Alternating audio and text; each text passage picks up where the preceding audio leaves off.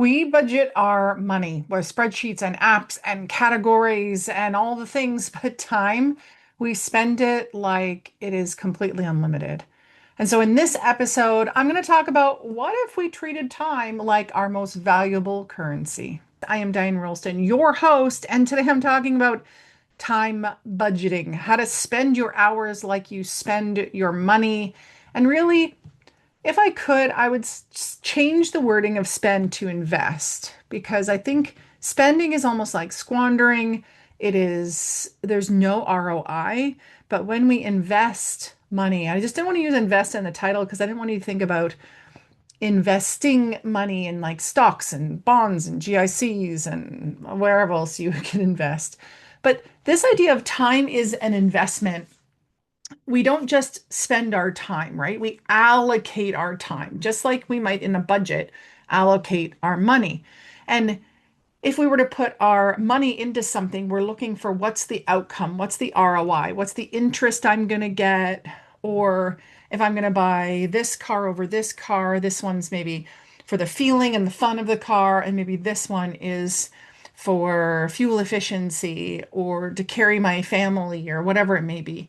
So every hour of our day has a strong ROI, return on investment, if we use it wisely, right? If we invest our time, we can use our time to make us money, to boost our energy, to have stronger relationships, or we're going to have it drain us.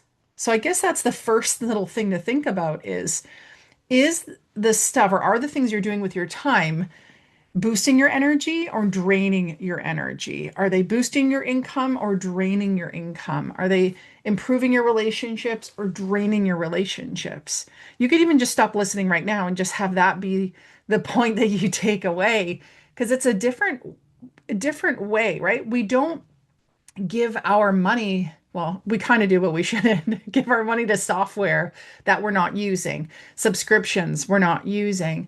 Then a lot of times we allocate our time to things that really aren't beneficial to us. But a lot of times, entrepreneurs, they're spending a lot of their time being reactive to situations, context switching. Even right before I recorded this, I was jumping between tasks and I was like, stop it, stop it, stop waiting for the person to reply. Set up a time to actually talk to them. And that reactivity context switching is actually causing entrepreneurs to lose 32% of their week. 32%. That's like a third of your time wasted that could be used more efficiently. It hurts for us to waste our money, but it doesn't always hurt for us to waste our time. We don't see it in the same way. A lot of times, like we're not just going to throw our money away necessarily, but we throw away our time on things like doom scrolling or procrastination. But time budgeting, just like financial budgeting, helps you to have clear priorities, less overwhelm, stronger boundaries on what you're saying yes to, more meaningful progress, and the ability to be decisive and make decisions based on all of these pieces. So why aren't people doing this? Well, what I'm seeing and hearing from people is we have a strong guilt of saying no, right? So we'll say no to something financial because we know that we maybe can't afford it or we don't want to put our money towards something. And most of the time, we're not embarrassed by that, right? And we get to choose, oh, if we go back to the car thing, I'm going to go buy a luxury vehicle or I'm going to go buy something reliable that it's a little bit more price conscious, right? So we have that ability and we're not going to like apologize necessarily to people buying one over the other. But we have a lot of guilt in saying no to something when it involves our time. Because if we have time, we feel like we should give it freely. But people don't necessarily know how much money we have. So they're not always asking us to give that freely. But sometimes they make their own judgment on how much time we have and how much time we can give. But if we are thinking about being busy, we will give away our time. Instead of thinking about being valuable and having what we do with our time be valuable to reach our goals, to build those relationships. So it comes back to that ROI. But too often, the obstacle keeping us from Saving our time, using our time wisely is this idea that, oh, I'm busy. We need to be busy, or being busy is a badge of honor, or being busy is just the norm for society or the people that you're around. Also, you might have an obstacle of reactivity being disguised as responsibility or productivity. So I'm doing these things. Oh, yeah, I got to deal with this, and oh, I got to deal with this, rather than checking in and being like, is this a priority for me? Is this important for me? Is this something that's actually even I heard a funny expression on a show. It was something like not my sink, not my dishes. So like you don't have to wash someone else's dishes if it's not your sink. So same thing. We're often put into these situations where we'll give so much of our time to help others without actually seeing the value. Now, there's problems in these, right? Problems when you don't honor your time, when you don't treat it like a valuable resource. You might feel like you're always behind, right? There's always more things to do because you're saying yes, because you're not honoring your own priorities. And then you are like always trying to catch up because time is just being burnt at like both ends and in the middle of that candle too. The second problem that comes around when it's ignored is you just become burnt out, right? Because you're doing too many things for too many people.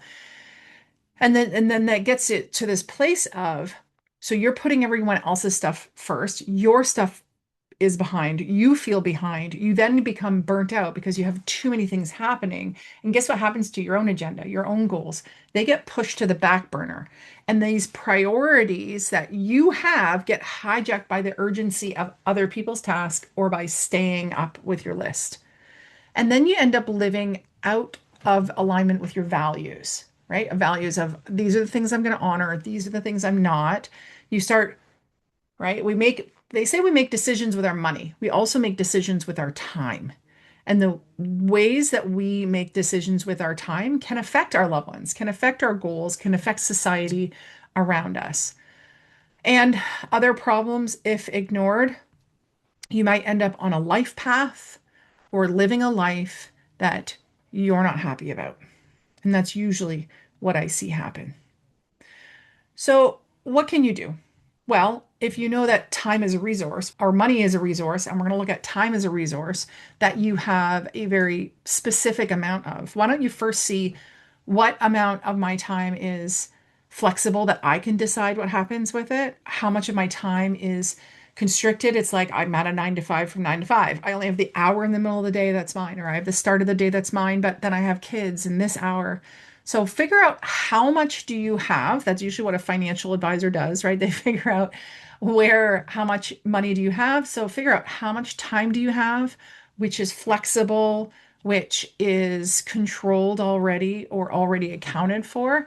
And then do an audit of last week and look and ask yourself, like, where did I spend my time and where did I invest my time and where did I waste my time? Invest, spend, and waste. And categorize each activity towards things that are leaking your energy, are draining your energy, or are giving you a really high ROI. Yeah, high ROIs are what we're looking for. So maybe an area is good, but could it be better? Could it be better if you give more time or even less time? Is there a difference between a 3 hour hangout with a friend and a 1 hour hangout with a friend? Could you do the 1 hour hangout more often? Is the 3 hours too much, right? Could you meet in the middle rather than driving the full distance? Would that be supportive of your time? More than likely. Find one spot that you can save some time and then make sure you're allocating it to something that's of value to you. Don't find an hour and then allocate it to doom scrolling or Netflix or procrastinating. Actually, do something that moves your needle forward and helps you to achieve your goals and be happier. If you haven't yet, hit subscribe, share this with a friend, and until next time, stay dynamic. Bye.